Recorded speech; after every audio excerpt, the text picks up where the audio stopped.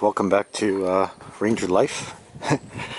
And today I'm gonna be fabbing up an exhaust out of the old exhaust. I guess I could just rehang this, but the thing I found with exhaust, especially on my Dodge Band 2, was that once you're lowered, working on the exhaust becomes really hard, and because this goes over the axle right here, and when you're lowered down, like, there's no room.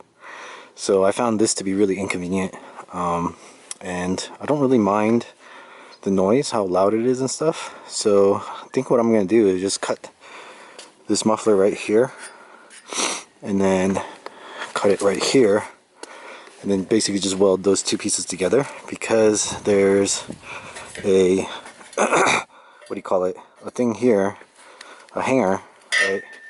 And there's a hanger on the muffler here, so I'm going to cut this hanger off and just weld it to this pipe just to hold it up. And I think I'm just going to do that temporarily for now until I figure out a better exhaust solution later, once I'm, like, you know, more in the later finishing stages of the truck. But for now, that should be good enough for the smog check.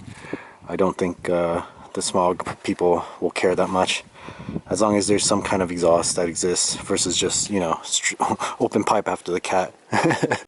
Alright, so here it is. I hacked up the old muffler. It's not pretty, but I think it'll work. Might leak, actually. I might not have welded all the way around. But that's okay. It's just the exhaust. Doesn't really matter. And the nice thing about it is, once you put it up on here, right, it sort of lines up, the hanger lines up with the old hanger on the muffler.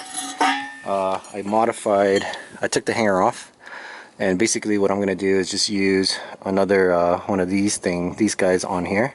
It's a little longer, and then hook that to there, and that should leave the tailpipe pretty much ending right around here. Hopefully it doesn't get in the way of the spring. I don't think it will. But yeah, so let me go ahead and hang this so you guys can actually see it. So there it is. Yeah, it ends just under the spring. So ideally, I think I would make it a little shorter, but the setup's just gonna be temporary. The exhaust is just gonna pretty much just spit out onto the tire.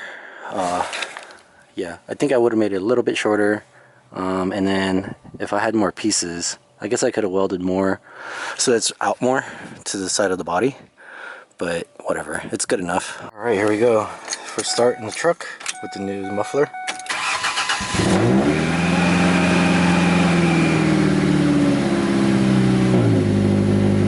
But it's still pretty loud.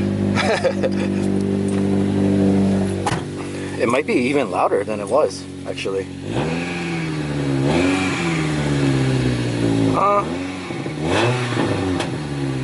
I guess it's not that bad. It's still loud though.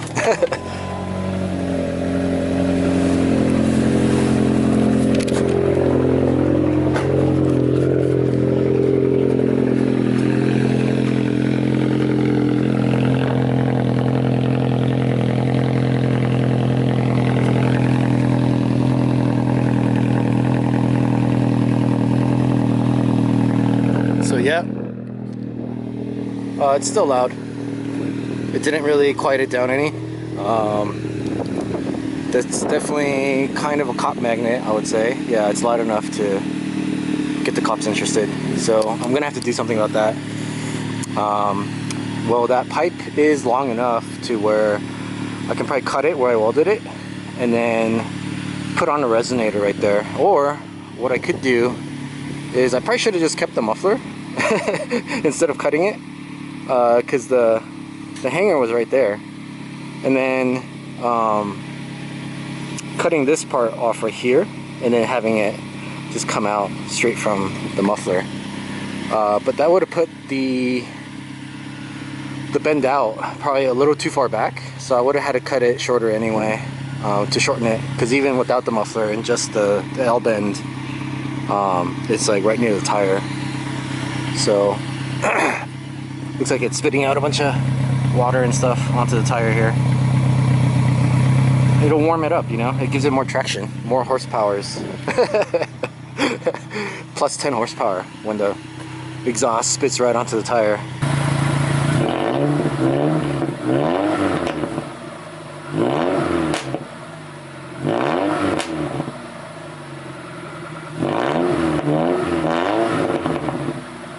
Well, I mean, it's popping like a race car, so that's kind of cool. With zero tuning. I'm not even trying to make it pop like that. It looks like it's leaking water from somewhere, from the junction. And then also, there's probably, it looks like there's a hole in the welded area where I welded. So, there's the water dripping from a leak there somewhere, an exhaust leak. But like I said, not that big of a deal. It won't really affect the truck too much. Well, I couldn't resist. And I ended up taking out the entire flooring.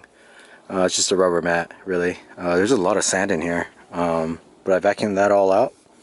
And just kind of looking at it, because I figured I would probably need to take the rubber mat out anyway for the center console when I start fitting that in and cutting that up and stuff. And so I'm going to test fit that before I put the rubber mat back in. And then, yeah, looking at some of the sound properties here, like this stuff is already sort of deadened here in the middle and in the footwells, so these are good. But then out here on the sides, I mean, this isn't so bad, but here in the middle you can hear it's like, yeah, it's super tinny. And then back here too, I think ideally I'd want to do this wall as well because it's probably pretty tinny, but I think I might just pound it in the floor and I can take care of the walls and stuff maybe later. I mean, I have to take down the headliner as well. So the thing is, I'm not sure how these tabs, let me get the, ow, how these tabs are held in here, because I tried prying them out and they won't really budge. So I feel like I'm going to break them, and I don't have enough leverage to really get them to come out. So I'm not exactly sure. I'm probably just using the wrong tool. I probably need a deeper tool or something. Probably just going to put the seat back in, the driver's seat at least, so that I can actually drive to this and get it smogged. And then once it's smogged, then I'll continue to work on it. Alright, well that's going to be the end of this video. Honestly, there's not too much left. A lot of the stuff I'm going to be doing is pretty boring, so I'll probably just skip ahead, and the next time you see this, it might be pretty much done and ready to go. At least like as far as I can take it, you know, just put back together and running again around like a normal car. Alright, well thanks for watching.